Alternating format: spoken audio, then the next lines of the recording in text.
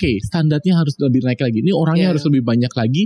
Yang namanya AED itu harus rapat lagi. Tidur itu adalah recovery yang paling bagus. Tidur, aku sering banget dibilangin kalau tidur itu recovery yang wholesome gitu loh. Misalnya gitu. Jadi kita harus adjust kondisi kita sekarang gitu. Itu sih. Berarti kayak jujur aja sama badan sendiri gitu ya. Ya itu, tanyakan pertanyaan-pertanyaan jujur dan jawab jujur. Iya.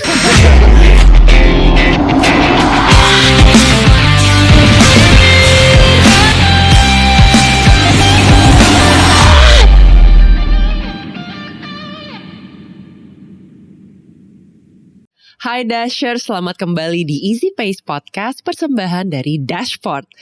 Hari ini langsung aja aku mau ngobrol sama Dok Andi Kurniawan. Hai, halo Dok, terima kasih banyak sama-sama sudah mau menyempatkan waktu dan juga energi untuk ada di podcast ini.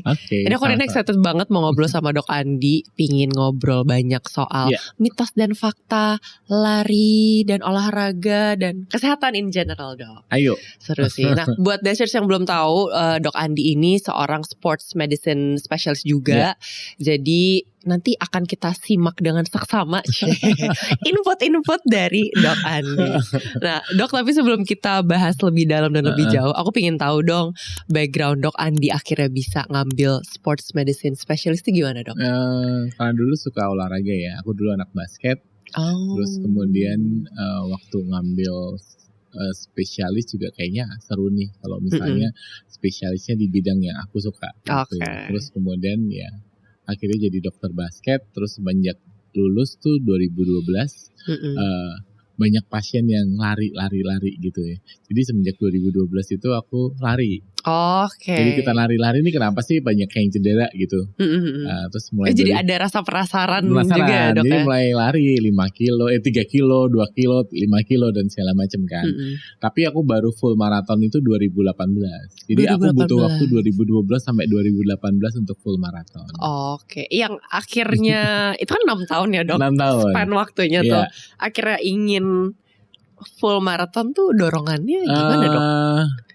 Ya akhirnya juga pengen banyak pasien atau banyak pelari yang datang ke aku cedera karena persiapan maraton gitu. Jadi persiapan maraton tuh gimana sih gitu. Larinya prepare-nya harus 4 bulan atau 6 bulan. Terus kemudian harus program latihannya seperti apa. Terus kemudian kok banyak yang cedera sih gitu. Jadi aku harus aku pengen merasakan itu. Sebenarnya lebih ke situ sih. Gitu. Nah, kalau tadi Dok Andi bilang, kok banyak yang cedera sih tapi ke maraton. Itu juga hal yang aku penasaran gitu, Dok. Karena aku sendiri lah udah lagi mulai lari, tapi belum berani ikutan maraton yang serius gitu. Jadi aku juga penasaran kayak kok bisa sih cederanya itu di preparationnya justru. Iya, karena cedera pada lari itu bersifat overuse ya, selalu overuse. Jadi ketika bebannya melebihi dari kapasitasnya. Dan ciri khas cedera lari itu adalah too much, too soon, too fast, too early. Too much, artinya, too soon, too fast, too early. Jadi belum waktunya 5K udah 5K atau belum waktunya 10K udah 10K atau terlalu kenceng atau terlalu terlalu cepat lah gitu. Sehingga tubuhnya sebenarnya belum mampu untuk berlari seperti itu, tapi melebihi bebannya gitu. Jadi terjadilah cedera. Gitu. I see. Nah, aku tuh selalu penasaran soal kayak cedera tuh gimana? Kalau misalnya kita pelari awam ya, Dok. Dan kita emang mungkin kanan kirinya juga circle-nya belum banyak yang lari misalnya. Kalau misalnya kita mau mengedukasi diri kita sendiri, pertanyaan aku tuh kayak apa yang harus dicari tahu ya, Dok, untuk mengurangi resiko cedera itu gitu loh. Yang pertama adalah kita harus punya goal dulu, kita tuh lari untuk apa gitu. Jadi kita lari itu untuk sehat dulu. Itu yang paling penting sih sebenarnya. Jadi kita lari jangan karena orang lain, jangan pengen kayak orang lain atau jangan pengen validitas atau apapun lah itu paling penting. Karena kalau untuk validitas dan segala macamnya itu pasti kita akan lari melebihi dari kemampuan kita gitu. Kita belum saatnya ke situ, dia bisa, gue pasti bisa dan segala macam. Pasti seperti itu.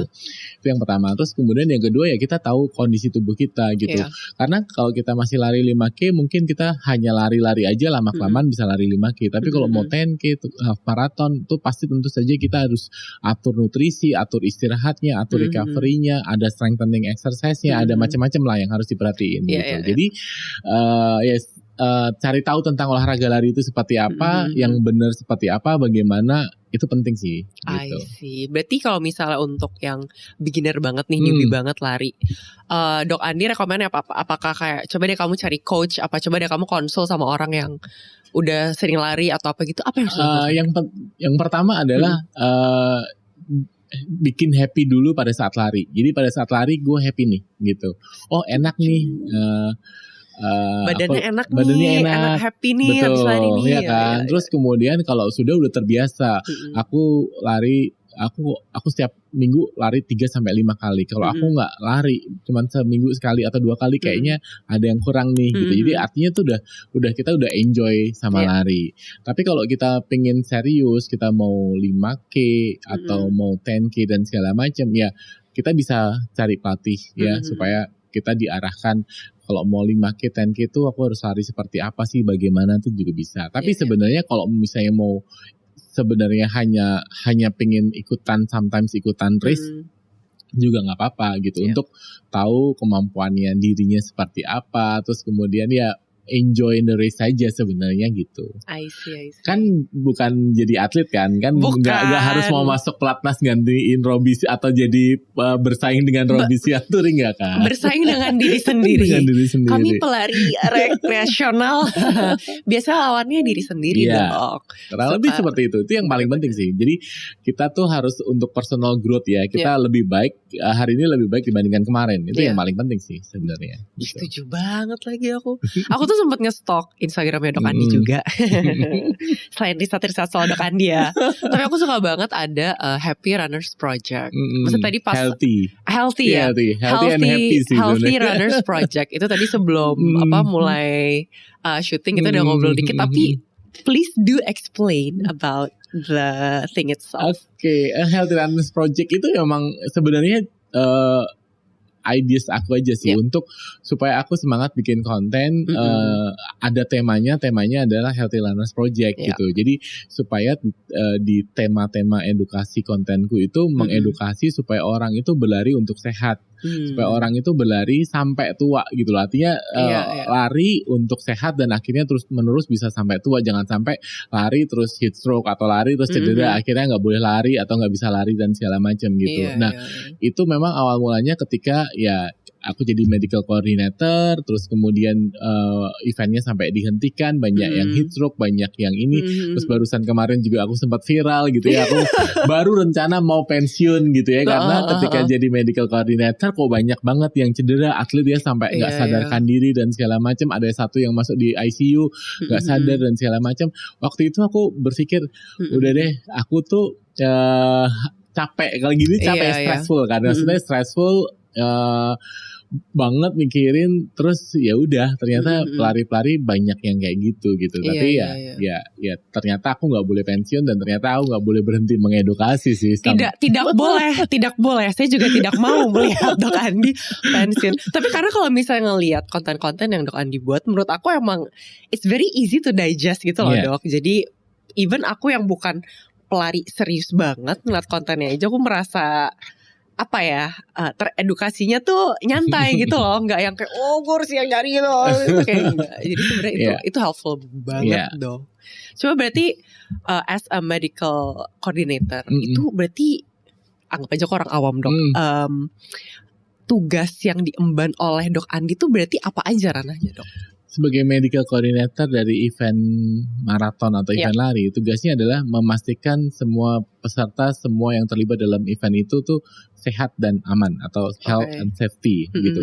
Itu semuanya aku harus perhatiin gitu. Jadi kalau kita harus prepare for the worst, kita harus siap untuk semua kejadian yang sampai membahayakan atau sampai yang worst case banget lah gitu. Jadi dari petugasnya, dari equipmentnya, dari edukasinya, saya juga selalu memanfaatkan ketika saya jadi medical coordinator, itu kesempatan saya untuk mengedukasi paling tidak peserta event itu. Mereka akan tahu saya medical coordinatornya dan saya mengedukasi nih. Kamu larinya kamu larinya ini ya, yang penting sehat gitu. Yang namanya waktu finish tuh namanya bonus dan segala macam. Saya selalu memanfaatkan itu gitu. Jadi ya saya juga pingin mengedukasi ke beberapa event yang lain bahwa medical coordinator itu penting gitu, bahwa ada yang mengatur, ada race organizer, ada race director, tapi juga ada medical director yang mengatur ininya, kesehatannya gitu. Betul, butuh berapa ambulan, butuh berapa dokter, butuh berapa perawat, terus kemudian tenda medisnya penanganannya seperti apa dan segala macam itu penting karena sebenarnya ada rulesnya, ada buku panduannya. Pelarinya 1000 itu dokternya minimal 2, perawatnya minimal 4 misalnya gitu. Jadi kalau pelarinya 10.000 ya tinggal dikalikan aja misalnya kayak gitu tuh ada pedomannya sih sebenarnya. I see. Seru banget aku dengarnya kayak oh gitu ternyata. Dan kalau di Indonesia pedoman itu nggak berlaku. Saya harus beyond standar. Artinya kalau tadi ya 2, saya harus 4 atau 5 karena bener-bener. Cuacanya panas. Betul. Terus kemudian karakteristik pelari-pelari di Indonesia ada sebuah, aku harus mengakui ada sebuah kultur di mana bukan lari mengintimidasi tapi ada there's a bubble that feels like you should always get your personal best gitu. Iya karakteristik. Tapi it's good karena kita kan perlu goals kan. Iya sebenarnya bagus. Tapi bagus. We still should do it carefully gitu. Kondisi saya sekarang sama kondisi saya kemarin habis JRF yang ketika saya posting viral saya mau pensiun, saya beda banget gitu. Karena waktu itu ada yang koma di rumah sakit, terus kemudian jadi perasaan saya itu memang saya lagi pengen udah deh saya capek, saya pengen istirahat. Karena kan yang ada di lapangan dan melihat semua itu terjadi kan Dok Andi dan tim dong di sana. Dan percaya atau enggak, kemarin sebelum Bormar juga yang tahun lalu dihentikan, saya kan sempat stressful juga ya, panas dan segala macam. Dan 1 hari sebelum saya berangkat saya dikabarin bahwa yang koma tadi tuh udah bangun dan sekarang kondisinya tuh udah baik, bahwa hasil labnya, hasil fungsi ginjalnya, fungsi darah semuanya tuh udah baik, normal, yang which is menurut aku tuh ini tuh harusnya ada sequel nih, harusnya ada masalah nih, tapi dia baik gitu. Jadi saya dari situ saya bersyukur banget dan gue nggak boleh berhenti gitu. Ketika ada sesuatu misalnya pelari lah, ya kita nggak bisa mengedukasi semua pelari ya. Ada pelari yang kadang-kadang pengen coba, pengen ini dan sometimes cedera atau sometimes terjadi sesuatu ya. Saya harus terus, nggak boleh menyerah gitu. Semakin masih ada ya terus lagi. Saya mungkin edukasinya belum maksimal gitu. Jadi saya akan coba terus untuk terus mengedukasi sih. Benar-benar. Gitu. Tapi setuju aku berarti emang aku setuju sama Dok Andi, berarti emang sisi edukasi ini emang harus dikencengin lagi gitu loh. Whether itu misalnya nanti ada race event, berarti hamin berapa race eventnya ada semacam maybe get together yang ngebahas soal pentingnya safety pas lari, preparation maratonnya gimana segala macam. Termasuk diundang di podcast ini juga ya. Aku sempetin pasti. Iya bener loh. Jadi memang jadwal Dok Andi ini sangat sibuk guys. Ini adalah momen yang kita cherish banget kedatangan Dok Andi hari ini. Beneran deh Dok, seneng banget. Iya karena kesempatan aku untuk mengedukasi. Jadi tanya apa aja gue jawab lah. Aku tuh kemarin tuh sempat ngeliat postingan Coach Jensen Ongko soal literasi fisik. Dan menurut aku itu menarik banget karena kan biasa sekarang kan literasi itu baca buku apa, tapi ini literasi fisik tuh ngebaca badan kita gitu loh. Kayak lebih kenal badan kita lebih jauh. Yang aku pengen tanyakan ke Dok Andi adalah gimana sih Dok kita tahu alarm-alarm atau warning-warning dari badan kita yang mungkin badan kita udah fatigue nih, tapi kitanya masih yang hype, gue bisa, badan gue fine, tapi sebenarnya badan udah capek. Ada alarm dari badan tuh nunjukin apa Dok? Tanda-tanda capek itu? Alarm tuh banyak ya sebenarnya ya. Nyeri itu pasti jadi alarm. Nyeri itu bisa skala 0 sampai 10. 10 tuh sakit banget, 0 gak sakit. 1, 2, 3 masih oke lah. Tapi kalau udah 4, 5, 6 ya kamu istirahat deh gitu. Maksudnya kurangin atau istirahat gitu. Karena kalau 1, 2 mungkin hanya just pegel-pegel atau aku butuh stretching yang lebih banyak dan segala macam. Terus kemudian yang kedua, semua orang pakai smartwatch sekarang bisa lihat heart rate-nya gitu. Tiap pagi kita bisa tahu heart rate-nya, bangun tidur itu heart rate kita berapa. Biasanya 50, sekarang kok 70. Berarti aku lagi fatigue nih, atau mungkin aku lagi stressful dan segala macam nggak siap. Atau kondisi-kondisi tubuh kita, apakah pusing, apakah demam, apakah nggak enak atau pegel dan segala macam, itu sebenarnya juga perlu direspons gitu ya. Artinya kita tuh harus menanyakan pada tubuh kita sendiri, are you fit enough to take a part ketika kita sebelum lari gitu. Artinya gue tanya nih, gue besok pagi mau lari 10 kilo dengan pace 3 gitu misalnya. Terus bangun pagi kok gue rada gimana ya. Bukan berarti gak boleh lari. Gue tetap lari 10 kilo tapi pace-nya 7 misalnya gitu. Jadi kita harus adjust kondisi kita sekarang gitu. Itu sih. Berarti kayak jujur aja sama badan sendiri gitu ya. Ya itu, tanyakan pertanyaan-pertanyaan jujur dan jawab jujur. Iya. Jangan, kan nanya ke diri sendiri. Jangan gengsi lah. Iya makanya. Karena ada banget bangun pagi kadang kayak badan gue gak enak, tapi gue pingin gengsi. Iya betul. Dan kadang-kadang mereka tuh selalu berpikir gitu, apalagi kalau lagi persiapan maraton ya. Ini kalau gue nggak lakuin sekarang, nanti gue bakal jelek.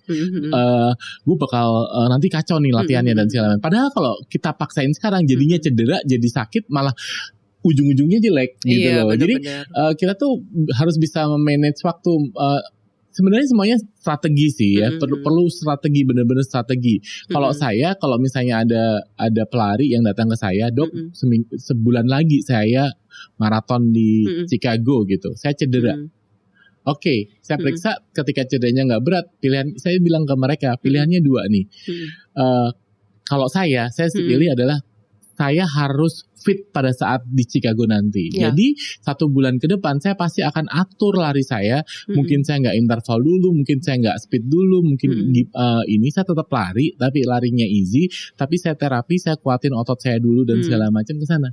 Daripada saya maksa, tapi saya belum pick nih dok, saya masih belum ini dan misalnya kayak gitu-gitu gitu. Tapi hasilnya ternyata mereka juga akhirnya personal base juga gitu. Karena goalsnya adalah kita fit pada saat kita di maraton itu. Betul. Banyak yang mereka tuh ignore gitu. Iya. Kadang agak lupa aja end goalnya apa karena terlalu sibuk mikirin training programnya gitu kan. Kayak aduh gue belum ini nanti bisa nggak ya? Iya. Gitu. Padahal training program itu kan ya dibuat untuk kita dan kita yang tahu nih. Iya. Pelatih pun nggak punya badan kita gitu. Jadi kita yang punya badan gitu. Jadi kadang-kadang pelatih ngasih training, tapi sebenarnya pelatih itu juga bisa dinego kok. Iya. Kalau kita terbuka sama pelatih pasti ngerti gitu loh. Iya kan? Bener. Coach saya lagi gini-gini ya, saya gini dulu, nanti gini dan segala macam tuh pasti ngerti. Pasti gitu. Ngerti juga ya, harus dibikin, mungkin ditweak dikit training programnya seperti apa. Ya bener.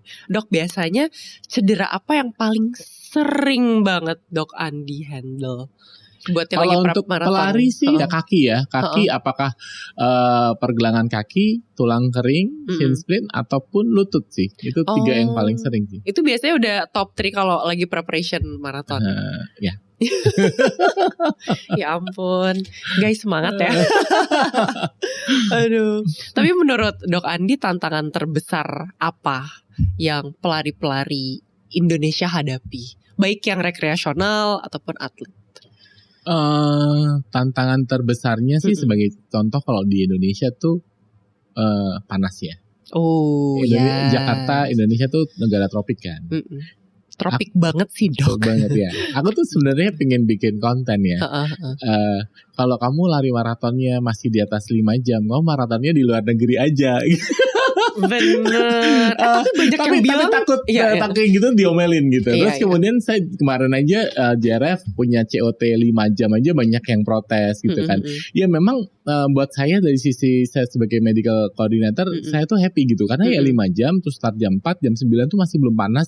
Jadi cuaca itu nggak mempengaruhi tubuh kita, jadi nggak berbahaya lah buat tubuh kita gitu. Iya benar. Event lari di Indonesia jangan 7 jam deh gitu karena 7 jam tuh kelamaan gitu. Tapi ya mungkin itu akan diprotes gitu. Tapi ya udah artinya apa ya, lingkungan ini menjadi challenge buat kita semua pelari di Indonesia untuk berlari maraton ya kan. Nah, pertanyaan saya adalah ya kan lari itu nggak harus maraton dong, ya kan bisa 21.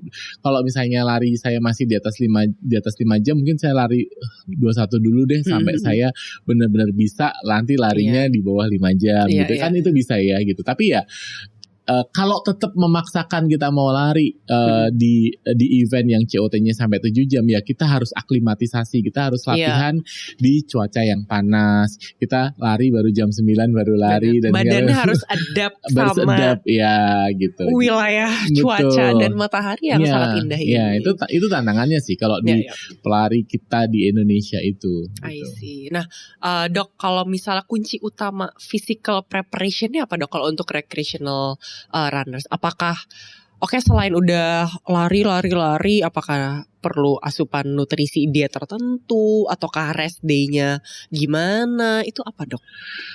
Kunci utamanya tuh balance between training and recovery. Ya, recovery itu termasuk makan juga di situ recovery. Jadi kalau kita hari ini habis long run, energi kita keluar banyak, kita harus tukar karbohidrat kita atau energi kita seberapa, keringat kita keluar banyak, kita harus ganti dengan apakah mineral cukup, apakah harus elektrolit, terus kemudian itu part of recovery. Stretching itu recovery, foam rolling itu recovery, mau random mau yang itu juga part of recovery. Tidur itu adalah recovery yang paling bagus. Tidur, aku sering banget dibilangin kalau tidur itu recovery yang wholesome gitu loh. Udah kayak kenapa tidur? Maksudnya ini aku nanya ya, aku bertanya. Ada yang bilang kalau misalnya nggak apa-apa nggak tidur 7 jam, kalau misalnya 4 jam itu maksimal deep sleep itu tuh it's actually okay gitu loh. Kayak is it a myth or is it a fact? I would like to know. Mitos itu. Mitos. Tidur itu semakin tidur kita cukup, tubuh kita pada saat tidur, pada saat malam hari itu hormon-hormon kita itu bekerja, dan proses fisiologis dalam tubuh kita itu kembali ke normal state, ke normal lah ya, yang tadinya hormonnya tinggi turun, terus apapun ototnya yang tadinya pain terus kemudian jadi relax dan segala macam gitu. Jadi disitulah kembali tubuh kita itu kembali ke normal state gitu ya. Nah kalau kita tidurnya kurang, ya tubuh kita belum kembali ke normalnya, tapi sudah dipakai lagi gitu. Dan hormon-hormonnya juga mungkin belum stabil dan segala macamnya, mungkin gitu. Benar. Seru banget ya hari ini kulik-kulik sama Dok Andi. Nah, tapi sebelum kita lanjut lagi, kita mau water break sebentar. Dimana setelah ini aku akan menanyakan rapid questions ke Dok Andi. Cuma beberapa pertanyaan doang kok, Dok. Aman. Jadi kita mau minum dulu. Rapid questions bersama Dok Andi. Siap, Dok? Siap. Enggak lah, enggak mau pertanyaannya. Suplemen atau makanan sehat? Makanan sehat. Tidur cukup atau asupan makanan cukup? Tidur cukup. Peserta lari atau tim mengobati? Mengobati.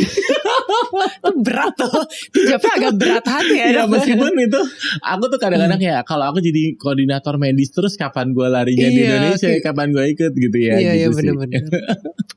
Cuman ya itu tanggung jawab dan tugas ya. Iya bener sih. Oke, lari bareng atau sendiri? Sendiri kalau aku. Karena kita pas dulu dong, plus aku juga karena sendiri. Karena tuh aku tuh bukan pelari kenceng ya, jadi aku tuh benar-benar lari untuk sehat. Aku tuh lari untuk tuntutan profesi, kan. Maksudnya gue tuh gue lari supaya aku bisa ngobatin pasien-pasien aku. You need to walk the talk gitu lah. Betul gitu. Jadi aku lari bareng ntar ketinggalan, aduh malu gitu. Iya. Dipahami, understandable. Masih ada satu lagi nih. Event bagus atau medis proper? Medis proper. Kalau saya ya, karena itu yang bikin viral. Jelas nggak? Canda-canda itu dikatat aja guys. Oke, medis proper berarti ya. Alright, karena event bagus menurut saya. Setiap orang beda-beda. Oh artisnya ada nih medalinya bagus. Parameternya beda lah ya. Beda-beda. Kalau buat saya medis yang proper. Event yang bagus adalah medis yang proper. Itu satu kalimat sebenarnya guys. Oke. Nah Dok, aku pingin ngebahas sedikit perihal race event. Menurut Dok Andi berarti baiknya untuk event lari berikutnya tuh harus diaturnya seperti apa, Dok, biar termasuk race yang proper, yang bagus kayak gitu? Yang pertama adalah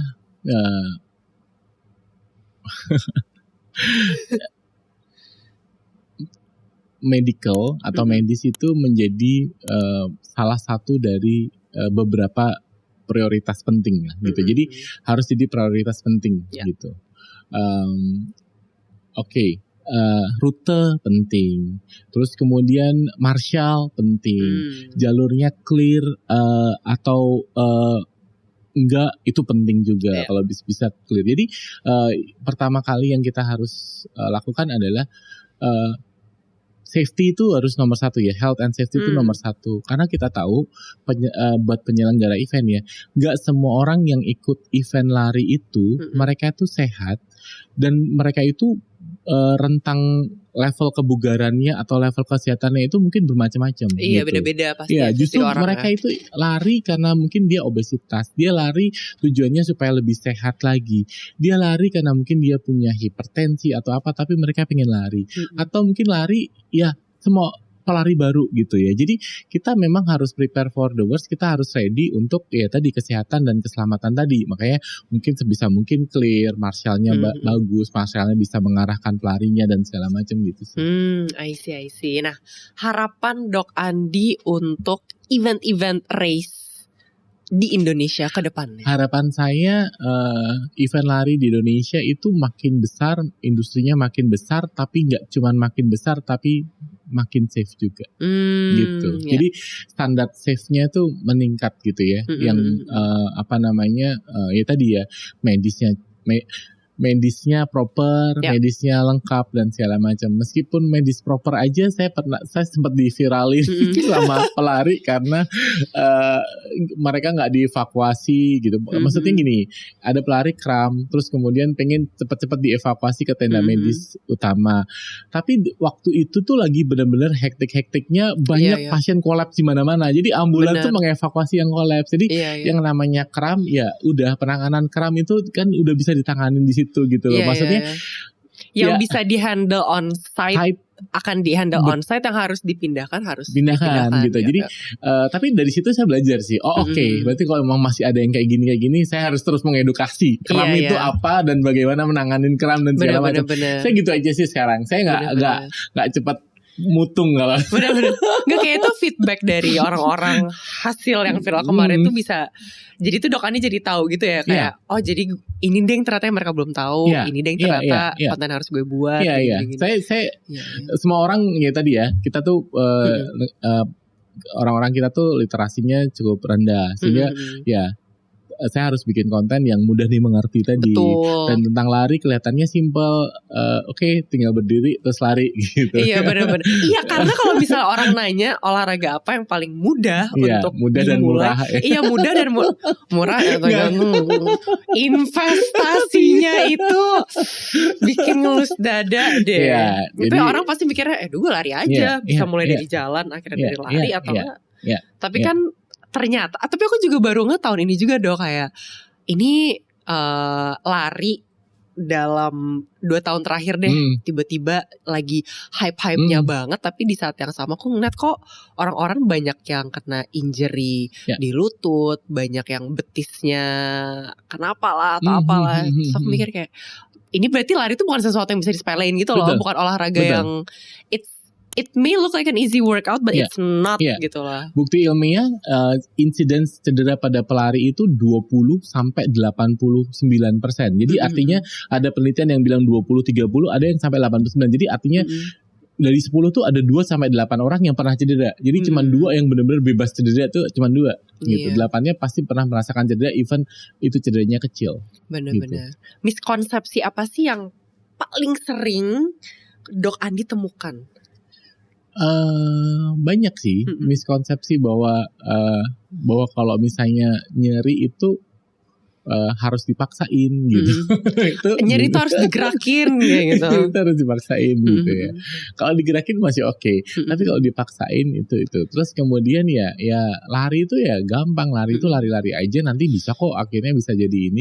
Kalau kamu udah bisa 5K 10 kilo tuh 5 kali 2 gitu ya. Artinya cuma 2 kali gitu. Jadi banyak miskonsepsi yang memang saya harus klarifikasi gitu. Artinya tapi saya senang sih. Saya senang, saya sendiri juga dengan perjalanannya waktu saya gitu ya, maksudnya saya mengalami kasus-kasus yang berat apa segala macam, justru itu saya buat saya saya ini harus naikin standar saya gitu. Saya pernah ada saya pernah jadi medical coordinator, pelari saya meninggal gitu. Dari situ saya belajar, standarnya harus lebih naik lagi. Ini orangnya harus lebih banyak lagi. Yang namanya AED itu harus rapat lagi gitu. Saya pernah punya pengalaman pelari meninggal sebelum race. Jadi dia kolaps sebelum race. Jadi race belum dimulai dia kolaps. Bahkan kita harus sampai CPR, dia bangun, dibawa ke rumah sakit, tapi 3 hari kemudian dia meninggal. Jadi saya usianya 68 tahun dan saya punya standar lagi nih bahwa saya harus mengedukasi bahwa itu bisa terjadi sebelum race, saat race ataupun pada saat race. Jadi orang harus tahu. Dan itu menjadi challenge buat saya sih gitu. Iya benar. Tapi dengan Dok Andi mengedukasi seperti ini menurut aku helpful banget sih Dok. Karena again dengan persenan literasi yang cukup rendah, kayaknya kita emang mencarinya tuh something that is easy to understand gitu loh, something that is easy to digest segala macam. Jadi it's very important. Thank you. Semoga aku lebih semangat lagi ya. Iya. Please. Kalian kalau misalnya bingung mau mendebunk mitos-mitos soal olahraga atau lari, cek aja Instagramnya Dok Andi. Beneran deh, itu di scroll banyak tuh, itu seru sih. Aku ada mitos yang aku sering banget denger Dok. Apa? Dan ini aku yakin ini salah sih. Katanya kalau misalnya badan lo nyeri, itu adalah momen terbaik untuk lo lanjut latihan lagi biar nanti tuh ototnya makin kebentuk. Siapa yang ngomong? Benar atau salah? Salah sih sebenarnya. Nyeri itu ya tadi ya, sebenarnya nyeri itu ada levelnya dari 0 sampai 10 tadi gitu. Kalau nyerinya udah di atas level 3, 4, 5, 6 ya artinya tubuh kita udah tidak mampu untuk melakukan gerakan itu gitu. Jadi ada cedera atau ada inflamasi atau ada peradangan yang membuat itu nyeri. Jadi perlu direspon, perlu diistirahatin, perlu dikurangin. Mungkin direspon ya tadi ya, dikurangin gitu. Kita pace-nya dikurangin atau mungkin berhenti dulu, stretching dulu atau seperti apa, coba lagi. Kalau nyerinya berkurang lanjut lagi. Kurang lebih seperti itu sih. Dan yang tahu level 3, 4, 5, 6 itu kita sendiri kan Dok? Iya. Nanti takutnya di Ashers ada yang gue coba tanya ke temen gue deh kayak ini level 3.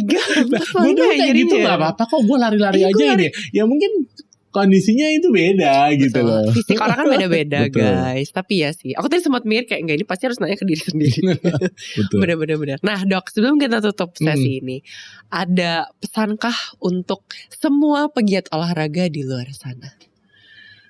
Pesan saya satu sih, selalu berkaitan sama Healthy Runners Project saya, bahwa lari itu untuk sehat gitu. Itu goal yang pertama.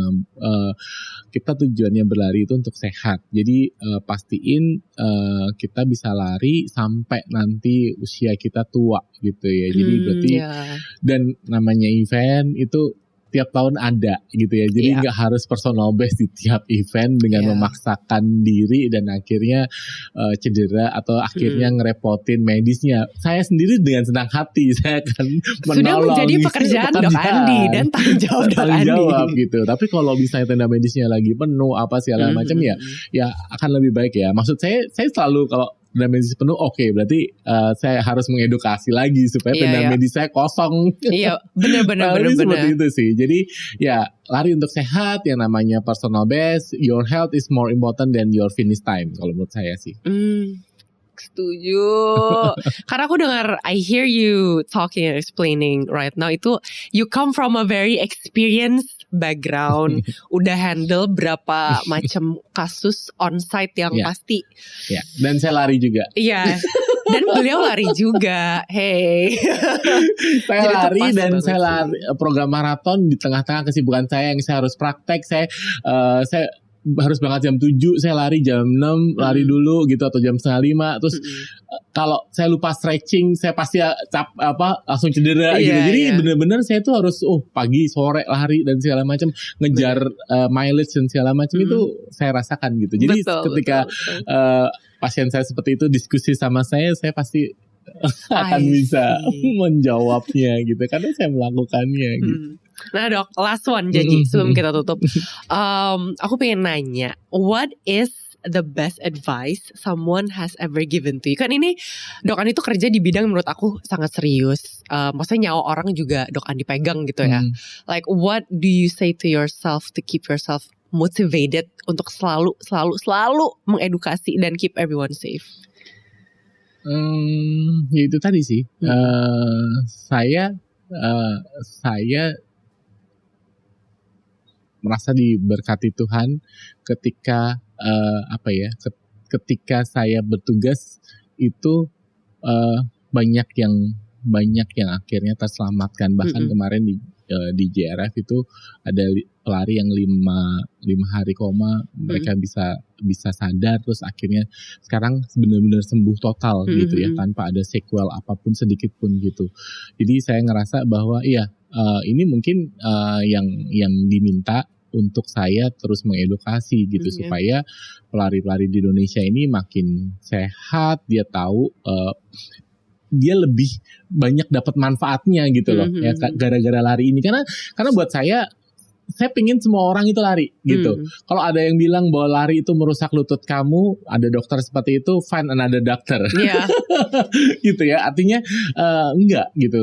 Justru lari itu menyehatkan kita, lutut kita jadi lebih kuat, lebih bagus gitu, dan nggak berisiko cedera ya. Tapi ya kalau kita berlebihan mungkin akan jadi cedera gitu. Jadi kurang lebih seperti itu sih. Manfaat lari itu banyak banget, dan ya tadi sih saya ngerasa, saya juga pernah tadi ya viral waktu itu saya agak emosi dan segala macam, tapi sekarang saya udah mulai dewasa, sebenarnya udah dewasa gitu ya. Sudah dewasa. Lebih dewasa lagi. Dari situ saya merasa berarti saya harus terus mengedukasi.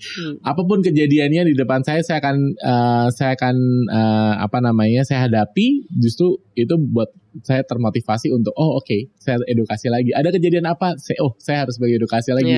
Ini sekarang saat ini saya seperti itu sih. Gitu. Always room for growth and to be better lah ya. Iya, karena saya ngelihat ya semua orang punya background beda-beda, semua orang punya ekosistem yang beda-beda, semua orang punya literasi yang beda-beda.